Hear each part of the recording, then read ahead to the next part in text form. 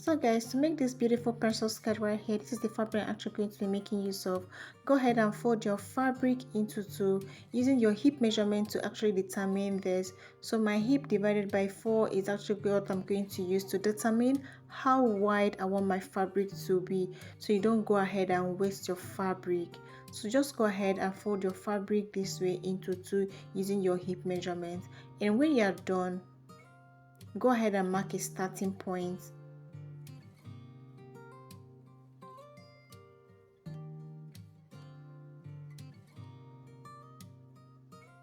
So the next thing you're actually going to be doing is to go ahead and then mark the length that you're actually making use of. So this is actually a long dress, so I'm using the length of 43 inches, and then after noticing marking that, I actually went ahead to impute my hip measurement. So the hip I'm actually working with right here is 9 inches, so I'm working with 9 inches, and then the knee is actually 17 inches. This is actually because the person I'm making this dress for is actually not tall, she's short.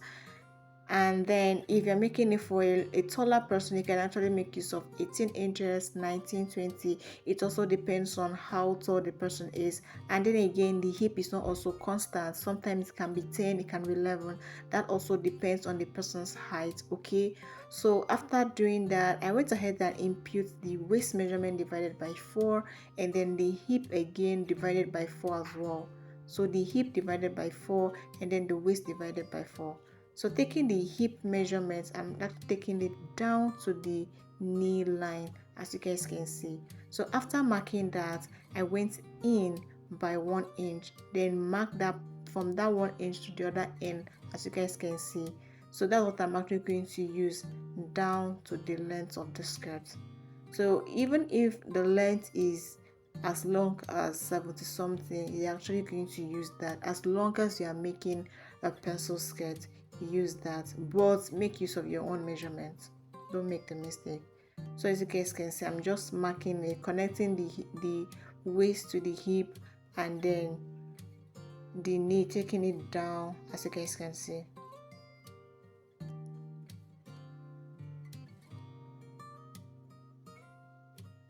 I hope you guys can see, because I try as much as possible to make sure that I drag this so that you guys can see, like really mark it very well so you guys can see it well, because the fabric is actually so colorful. Then I went for that to also add my sewing allowance. Do not make the mistake of forgetting to add your sewing allowance, or else you put yourself in trouble, especially if it's a client's dress. Even if it's yours, go ahead and add your sewing allowance. So as you guys can see, I can say I'm actually adding my allowance using my ruler to actually get a straight line. Do not make the mistake of using your hand. At the end of the day, the whole thing will be looking very rough, and you won't like the way it is.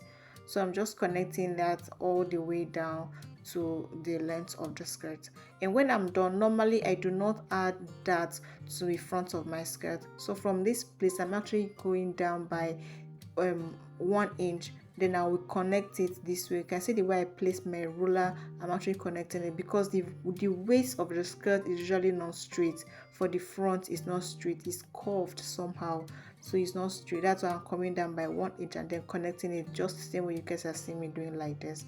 And when I was done, I'm just going to go ahead and then cut this out. I do not add that in front of my skirt. This is what I do to eliminate that, and then it lays perfectly for me. I've tried that severally, and for a lot of people it's the same thing, it works. So to do the back, I'm actually just going to mark a starting point, fold it into two again this way, and then I'm actually imputing my hip measurements and my knee measurements as well. So 9 and then 17, just the same way it was in the front. I'm actually cutting the back and then the front separate, guys, for some reason. Okay, and I'll tell you guys why. So after marking that, from this place that I'm pointing, go ahead and mark 1 inch. That will actually serve as your zip allowance. Mark 1 inch there. That will actually serve as your zip allowance. And when you're done with that, just go ahead and then you roll the line. Just roll it out, just this way.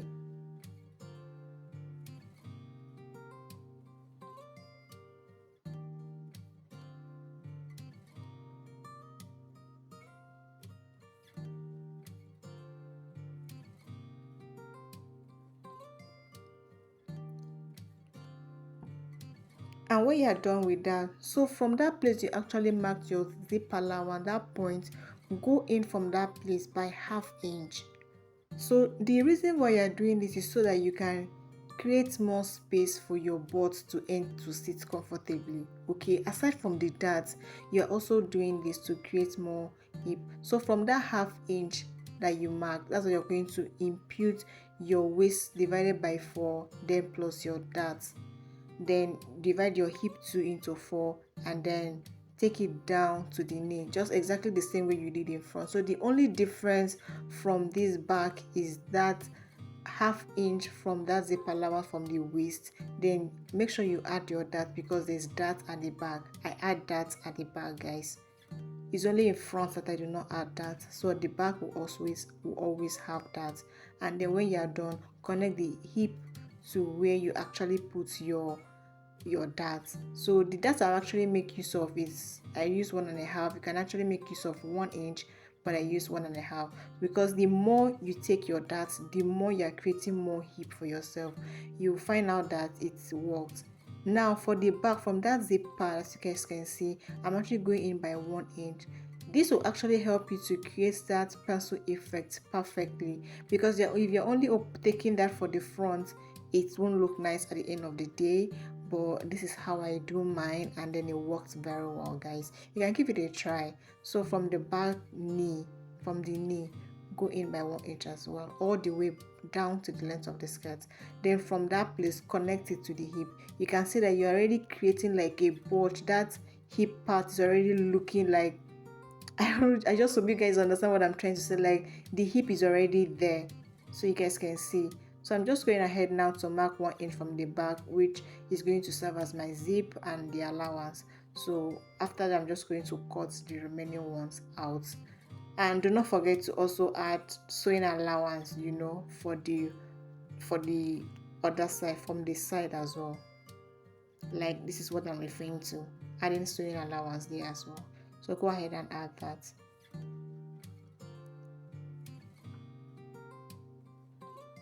Then you connect it.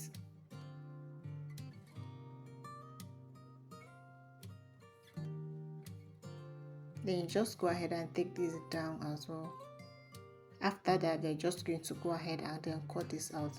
So like I said earlier, for the back, so it's actually important that you go in by 1 inch from the back all the way down. Like from that zip side, go in by 1 inch from the knee, take it down like that. So this is me just going ahead to cut all this out, and then notching the sides and everything. So from the knee, from that zip pad, I'm actually going down by 3 inches for the slit. So I'm actually adding slits to this so that she can walk comfortably, and I'm just going down by 3 inches for that. And when I was done with everything cutting, that was just the end of the cutting and everything. I'm just going to go ahead and pin the center bag. Okay, so the center bag, I'm actually going to pin it so that I can go ahead and sew this well. I'm just pinning so it will just stay comfortably for me to sew. This is actually Ankara, so it doesn't really shift, this firm. So I'm just going to go ahead now and sew it. So you can see this is what it looks like from the inside. You can see. So after sewing, it actually went ahead to iron this, and it lays flat, and then I also weave it. I'm actually not adding lining to this, as you guys can see. It is looking very neat, and then I weaved everything. So this is the right side. Look at how beautiful this is looking. Can you see? You can see that I've not added that, like I've not held the darts from there. The butt is already giving what it's supposed to give. Okay, so from the zip pad, go ahead and mark your bust point to bust point. So we're actually going to be adding that to this. So for this is actually going to serve as a dress. Okay, so well, let me explain this first. Just mark your bust point to bust point, and then mark your 1/2 inch or 0.75, and then go down by 5 inches. Connect it this way. Like it's more like a V. This wasn't really showing. I don't know if you guys can see. So it wasn't really showing, but I'm just going to go ahead and then pin it. I'm not putting that on this skirt because this is actually a dress, but I had to make this tutorial for, like, I'm actually putting this dart for those of us that want to use it to make skirts. Okay, that's the reason why I'm doing this, but I'm not adding that because I'm actually making a dress for this style. I'm making it. So I normally use the top or the half cut to actually determine the amount of dart I'm taking. That will be a tutorial for another day. But if you are going to make this is how you are going to do it. I just showed you guys how you're going to insert your dart. So place the front to the back, right side facing right side. Go ahead and pin it, and then you sew. You can see that the front has a line which you're going to follow to sew perfectly, and then too the back also has. That's the reason why I cut the back and the front separate. Can you see? So this is the back, and then it also has a line which you're going to follow. That's why I cut it separate, so you don't have to stress yourself, and then you follow the um the right measurement, so to speak. All right, so when I was done, so this is how beautiful this is looking, guys. Like, I'm actually loving this. Honestly, I love the color of the material, and I love the skirt. So if you are doing the right thing, this is how beautiful the waist is going to look. I used pin to hold the dart so that you guys can see how cute it looks, and then you can see that the butt is already bulging out. So by the time she sits or she wears this dress, everything is just going to lay perfectly. And then I went further to also aim it down by just 1 inch, so you guys can see how it's beautiful.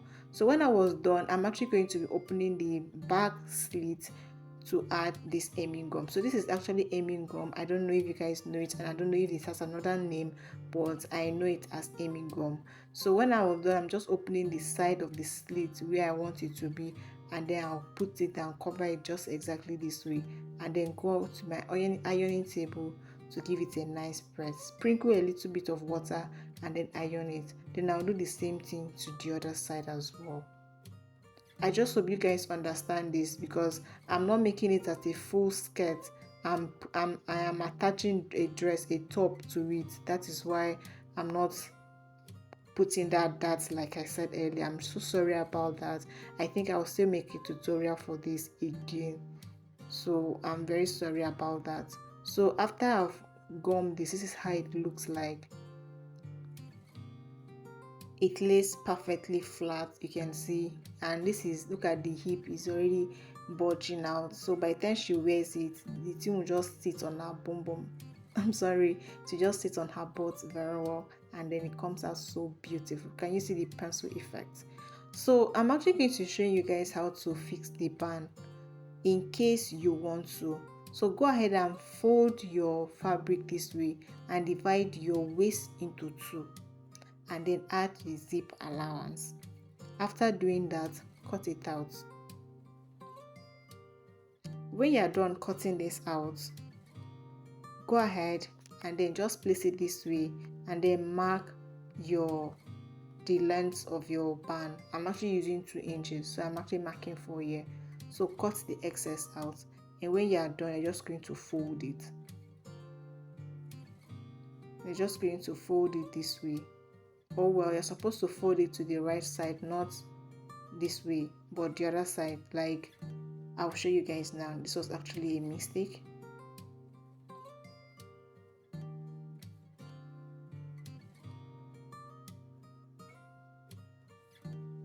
Yeah, so this is the right way for you to fold it if it's 2 inches, and then mark the midpoint and then attach it to all around, and then take it to the band, and then insert your zip, and that is it. I hope you guys like this video. Bye.